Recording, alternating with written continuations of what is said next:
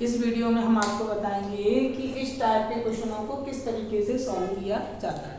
Question में बोला गया है कि सिद्ध कीजिए निम्नलिखित संख्याएं अपर में संख्याएं हैं, यानी कि जो संख्याएं नीचे लिखी गई हैं वो अपर में संख्याएं हैं। तो पहला क्वेश्चन हम आपको सॉल्व करके बता रहे हैं कि क्वेश्चन में √5 एक अपर में संख्या है, सिद्ध करके बता रहे हैं। जब भी इस टाइप के क्वेश्चन आए तो आप विरोधाभास के द्वारा दिखाएंगे। विरोधाभास में होता क्या है, विरोधाभास में जो संख्या में बोला जा रहा है कि ये संख्या अपर में है तो हम विपरीत स्थिति लेके चलते हैं। यदि ये अपर में की बोल रहा है तो आप पर में लेकर चलेंगे। सिद्ध करते हैं हम पहला क्वेश्चन। जैसे हमें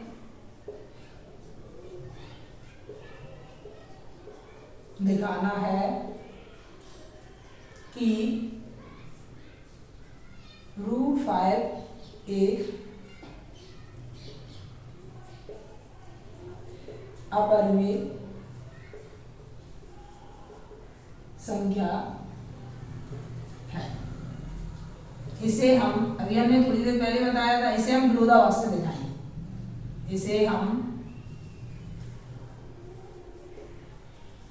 विरोधाभास से दिखाते हैं। विरोधाभास में क्या होता है, विपरीत स्थिति आप मान के चलेंगे। अपर में बोला है तो पर में मान के चलेंगे। तब लिखते हैं हमने माना कि √5 एक परिमेय संख्या है। परिमेय संख्या है, परिमेय संख्या है। अब √5 एक परिमेय संख्या है तो √5 p/q के फॉर्म में होगी, यानी कि √5 = p/q। अब p/q क्या है हम बता रहे हैं आपको, जहां p और q, p और q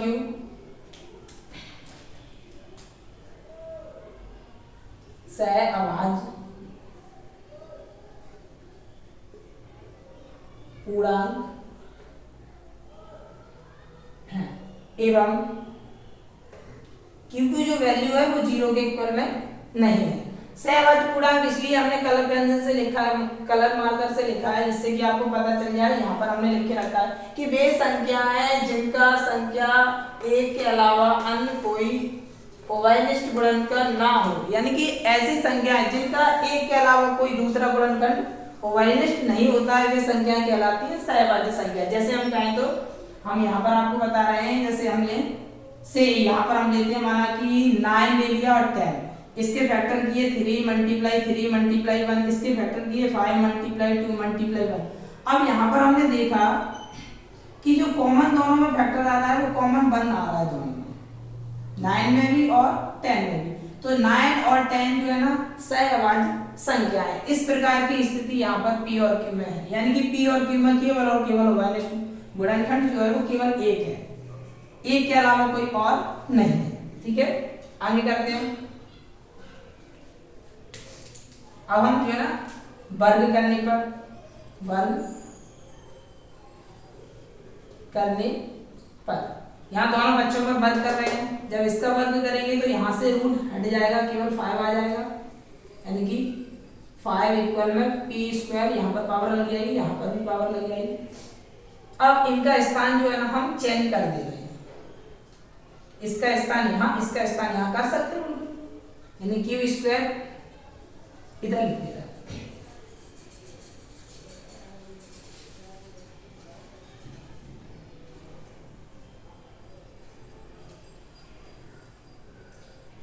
q² = p²/5। यहाँ पर हम समीकरण एक नाम ले रहे हैं। यहाँ पर हम देख रहे हैं, यहाँ पर p² जो है वो 5 से विभाज्य है, यानी 5 का भाग ज्यादा है, 5 से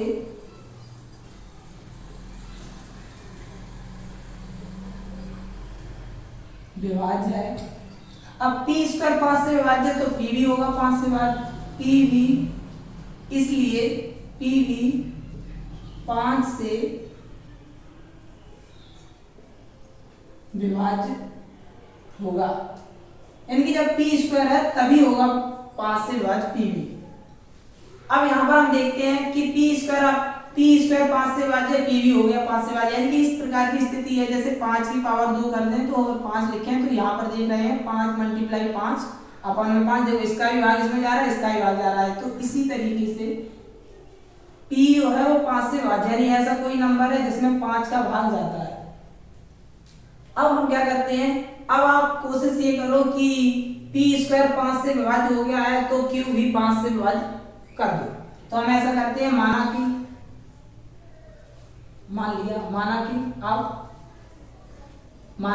P के इक्वल में मानते हैं 5 से विभाज्य, तो हमने ऐसा मान लिया एक गुणांक ले लिया 5 और एक कोई पूर्णांक और ले लिया m, लिख देंगे जहां m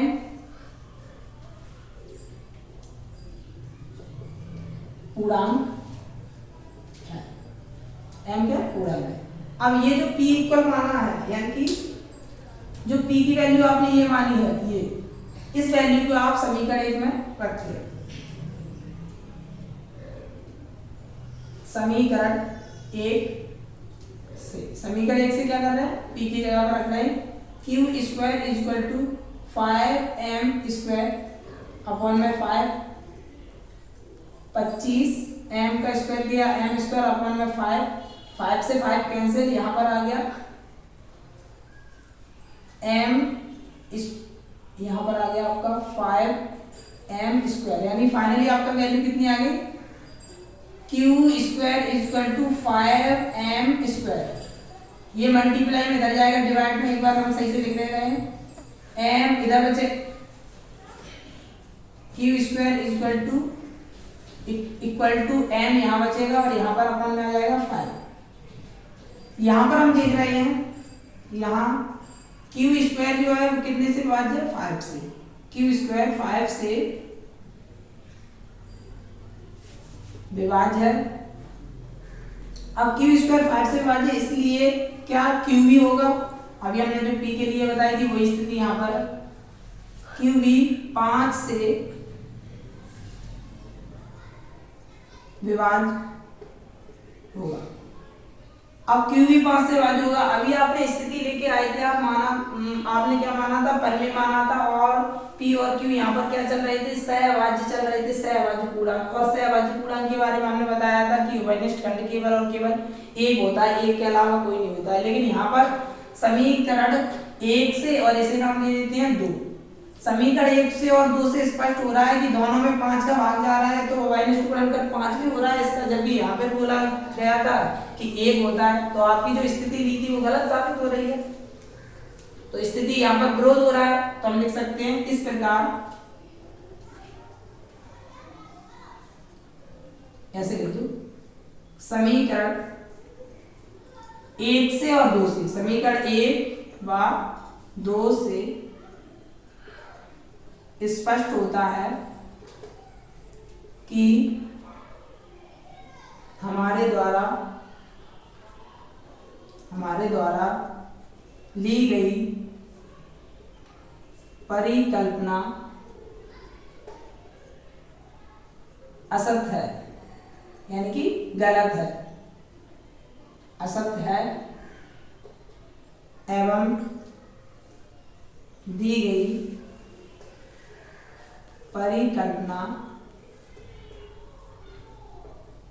सत्य है।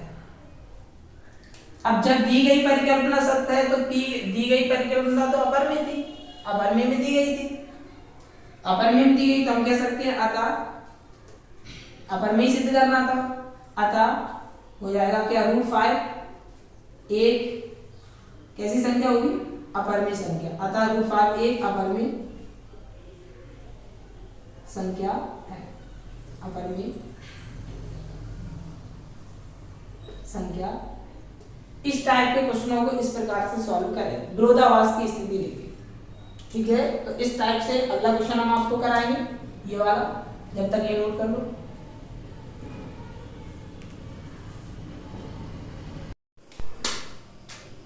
अब हम आपको क्वेश्चन नंबर 2 सॉल्व कराना बताते हैं कि हमें सिद्ध करना है कि √3 एक अपरिमेय संख्या है। तो √3 एक अपरिमेय संख्या सिद्ध करना हो, इस प्रकार के क्वेश्चन को सिद्ध करना हो तो हम विरोधाभास लेके चलते हैं। विरोधाभास की स्थिति कहती है कि आपकी जो परिकल्पना दी गई थी उसे आप विपरीत परिकल्पना मान के चलेंगे। तो सबसे पहले हम सिद्ध करते हैं इस वाले को। तो हम सिद्ध करते हैं, हमें दिखाना है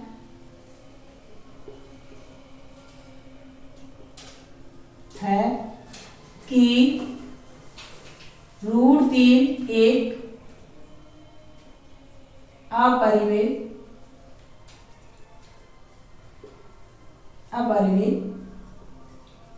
संख्या है।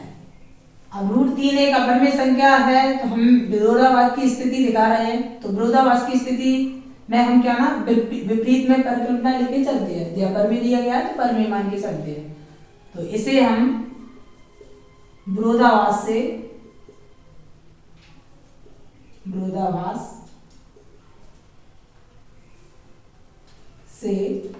दिखाते हैं। विरोधाभास से दिखाते हैं तब हमने माना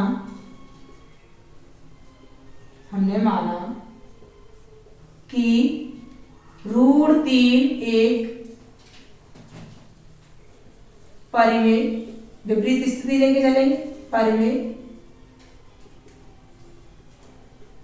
संख्या है। अब जब √3 एक परिमेय संख्या हो गई आपकी, तो आप जो है ना √3 को p/q के इक्वल में लिख सकते हैं। अब p/q क्या है? p/q यहाँ पर सहभाज्य पूर्णांक लिख सकते हैं आप। यहाँ p और q सहअभाज्य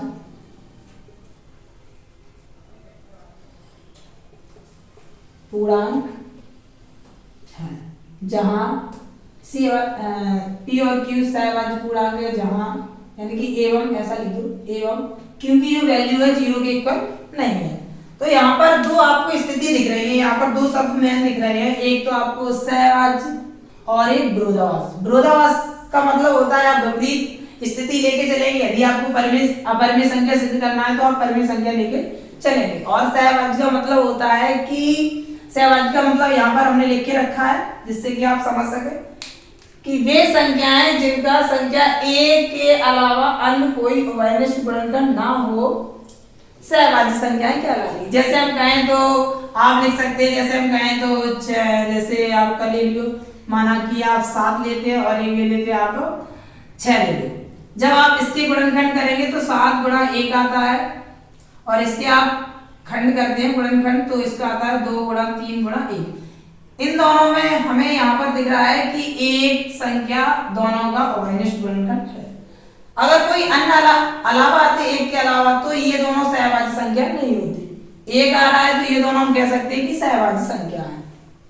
ऐसी ही स्थिति पर यहाँ p और q है, यानी कि p और q में केवल और केवल गुणनखंड उभयनिष्ठ एक है, एक के अलावा कोई और नहीं है। इतना किया, आगे करते हैं वर्ग करने पर यहाँ पर वर्ग किया तो आपका 3 आ गया, यहाँ पर वर्ग किया p², यहाँ आ गया q²। इन दोनों का स्थान हम चेंज कर सकते हैं।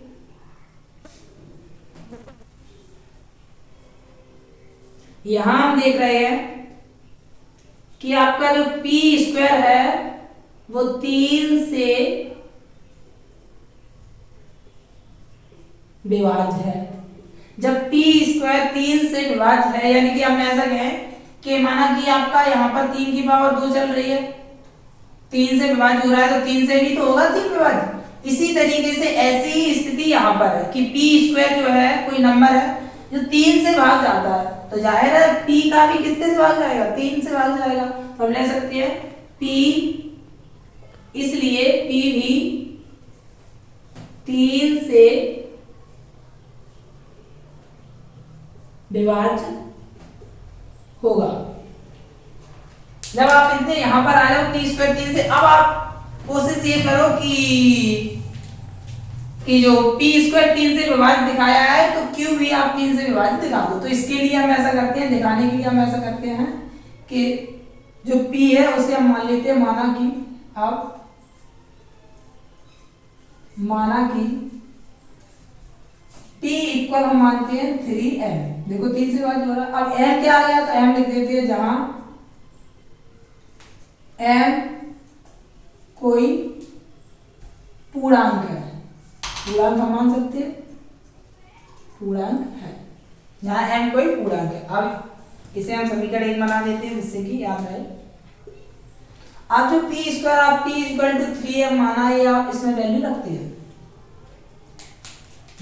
हैं, तो q स्क्वायर इक्वल टू आ जाएगा 3m स्क्वायर अपॉन में 3, q square equal to 9m square upon में 3 डिवाइड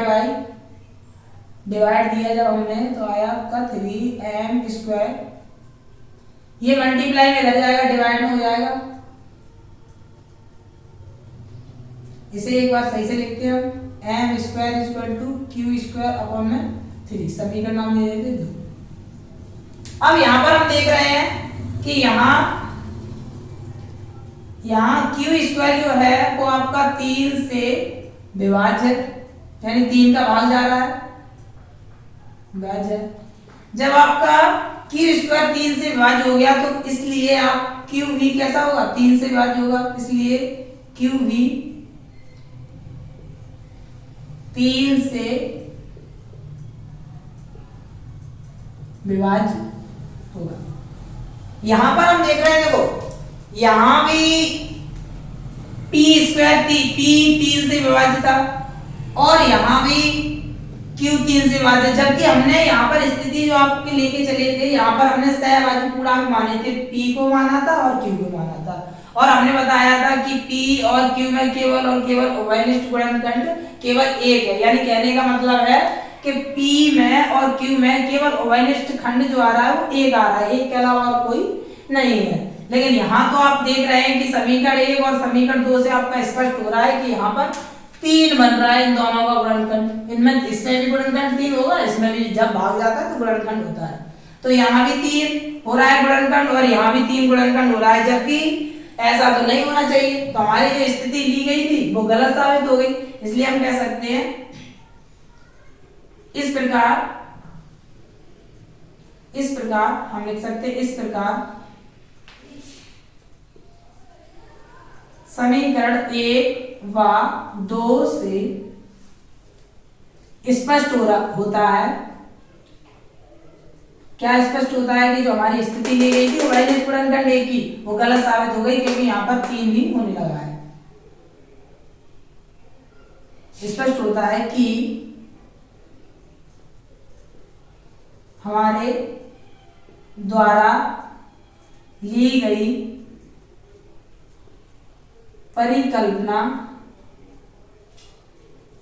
असत्य है और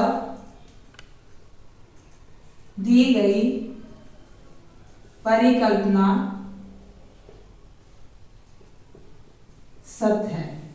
जब दी गई परिकल्पना सत्य है तो परिकल्पना तो अपरिमेय संख्या दी गई थी, यानी कि √3 एक अपरिमेय संख्या दी गई थी, तो हम कह सकते हैं अतः √3 एक अपरिमेय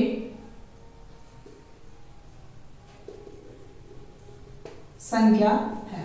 अब इस टाइप के क्वेश्चनों को कि इस तरीके से आप जो है ना किसी भी क्वेश्चन को सॉल्व कर सकते हैं, यानी कि ऐसे टाइप के क्वेश्चन आते हैं जैसे √5 है, √3 है, आपका √7 भी आ सकता है, √11 भी आ सकता है, यानी कहने का मतलब है रूट के अंदर एक अभाज्य संख्या आ जाए तो इस टाइप पे इस तरीके से सॉल्व हम कर सकते हैं। देखो हम दिखाते हैं यहाँ पर, जैसे आपका माना कि √7 आ गया, तो आप ऐसा करो जहां पर हमने 3 लिखा है वहां, यानी कि हम ऐसा कहते हैं जहां पर हमने 3 लिखा है इस क्वेश्चन में, वहां पर आप अगर 7 के लिए सिद्ध कर रहे हैं तो आप 7 लिखो, और जहां पर हमने 3 का वर्ग लिखा है 9, वहां पर आप लिखो 7 का वर्ग, यानी कि यहाँ पर हमने 3 का वर्ग लिखा है, 3 का वर्ग 9 लिखा है जहां पर, और वहां यानी कि 7 के लिए सिद्ध कर रहे हैं तो 7 का वर्ग 49 होता है, वहां आप 49 लिखो। तो आप इस टाइप के क्वेश्चनों को अगर आप ये अच्छे से क्वेश्चन सॉल्व करना जानते हैं तो आप इस टाइप के क्वेश्चनों को आराम से सॉल्व कर सकते हैं, क्योंकि ऐसे टाइप के जो क्वेश्चन होते हैं वहां केवल और केवल उनमें अंक का अंतर रहता है, कायदा वैसा ही रहता है, नियम भी वैसा ही रहता है। क्वेश्चन में बोला गया है कि 5 माइनस रूट 3 एक अपरिमेय संख्या है। स्थिति विरोधाभास की लेके चलेंगे, यानी कि हम विपरीत स्थिति लेके चलेंगे, विरोधाभास की स्थिति में से सॉल्व करेंगे इसे, यानी कि कंडीशन वही है जो हमने पिछले क्वेश्चन कराए हैं, उसी प्रकार की कंडीशन मेरे पास थोड़ा इसमें चेंजिंग है। यानी कि हमने बताया था कि आप जो भी आप अपरिमेय संख्या प्रूव करें तो आप विरोधाभास की स्थिति लेके चलें, यानी कि विपरीत कल्पना लेके चलें। तो इसे भी हम दिखाते हैं, यानी कि हमें दिखाना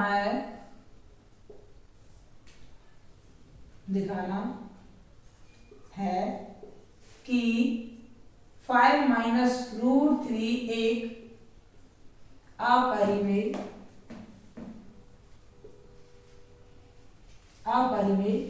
संख्या है। इसे हम विरोधाभास की स्थिति से दिखाते हैं, इसे हम विरोधाभास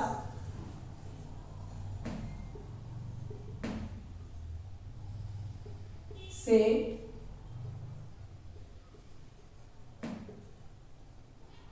दिखाते हैं। विरोधाभास यानी कि विपरीत कल्पना लेके चलना है, तब हमने माना कि जो आपको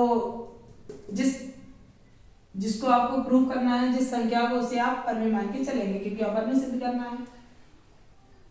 तब हमने माना कि 5 रूट 3 यानी कि 5 माइनस रूट 3 एक परिमेय संख्या है, परिमेय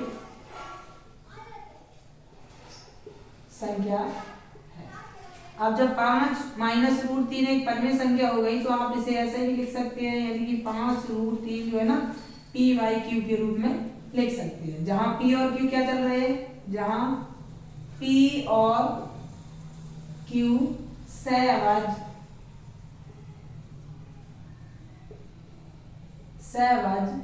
पूर्णांक है एवं क्यू की जो वैल्यू है वो 0 के इक्वल नहीं है। सहअभाज्य पूर्णांक की स्थिति हमने लिखे रखी है यहाँ पर कि वे संख्याएं जिनका संख्या 1 के अलावा कोई अन्य गुणनखंड यानी उभयनिष्ठ गुणनखंड नहीं होता है, उन्हें हम सहअभाज्य संख्या कहते हैं। जैसे हम मान सकते हैं कोई भी आप संख्या ले लो, 11-12 ले सकते हैं, 11-12, 13 और 14 ले सकते हैं, इनमें भी एक ही गुणनखंड है, एक।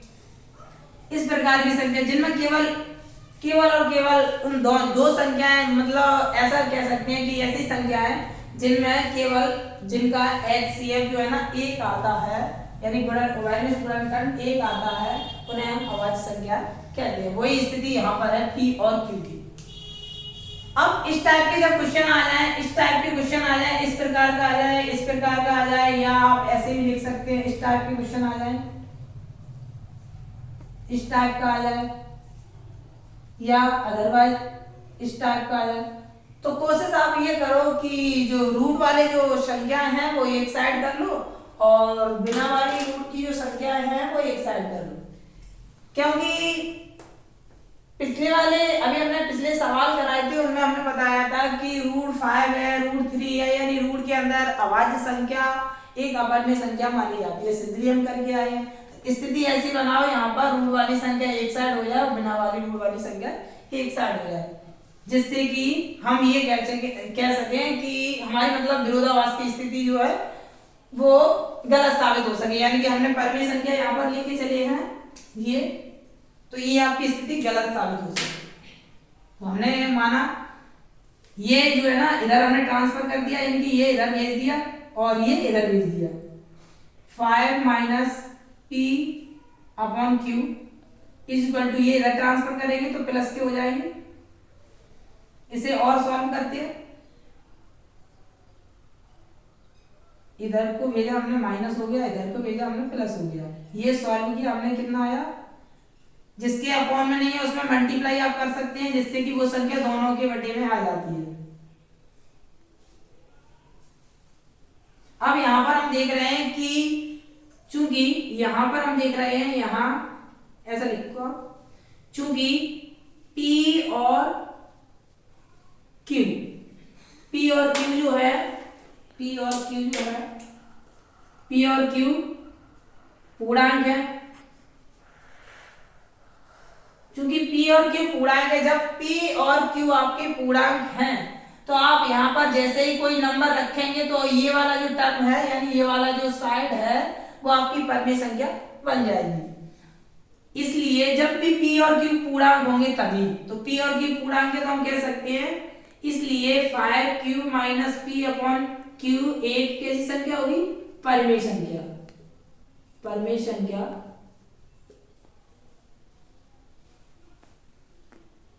होगी। अब एक साइड की परिमेय संख्या है तो एक LHS यदि आपकी परिमेय संख्या है तो RHS इक्वल में लिखी गई तो RHS भी आपकी परिमेय संख्या होगी। इसलिए हम कह सकते हैं, इसलिए इसके वजह से, इसलिए √3V एक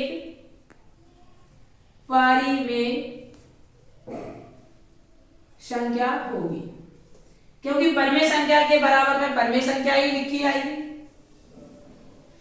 अब यहां पर स्थिति ये हो रही है, इसकी वजह से ये परिमेय है तो ये भी परिमेय हो रही है, लेकिन हम यहां पर हमने माना था कि परिमेय संख्या हमने माना था, लेकिन इन सवालों में जब हमने प्रूव किया था, ये हम सर्किल बना रहे हैं जिससे कि आपको इन सवालों में पता किया था कि रूट के अंदर यदि आपकी अभाज्य संख्या आती है तो वो कैसी संख्या होती है, अपरिमेय। यहां पर हो रही है परिमेय इसके वजह से, लेकिन हम जानते हैं, हम ऐसा लिख सकते हैं, लेकिन √3 एक कैसी संख्या है, एक अपरिमेय है, अपरिमेय, ये इरेज कर देते हैं हम, अपरिमेय संख्या है, ये परिमेय थी, इसकी वजह से ये परिमेय हो गई थी, लेकिन हम जानते हैं, यानी कि लेकिन √3 एक कैसी संख्या है, परिमेय संख्या है। अब यहां पर हो रही है परिमेय और हम जानते हैं अपरिमेय, तो स्थिति क्या है, गलत साबित हो रही है, जो स्थिति हमने ली थी। तो हम लिख सकते हैं, अतः इस ऐसे लिखो, इस प्रकार स्पष्ट होता है कि हमारे द्वारा ली गई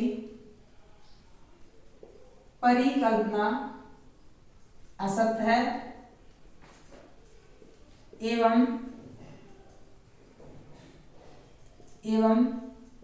दी गई परिकल्पना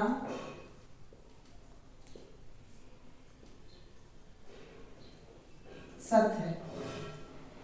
परिकल्पना में तो अपरिमेय संख्या दी थी कि ये एक अपरिमेय संख्या है, और जब हमने यहाँ पर लेके चले ये परिमेय संख्या और यहाँ पर आपकी परिमेय संख्या तो आ गई, लेकिन हम जानते हैं कैसी है, √3 एक अपरिमेय संख्या है। जब ये अपरिमेय संख्या है तो इसके बराबर में ये भी अपरिमेय संख्या होगी, तो गलत स्थिति हो रही है, जो हमारी स्थिति ली गई थी।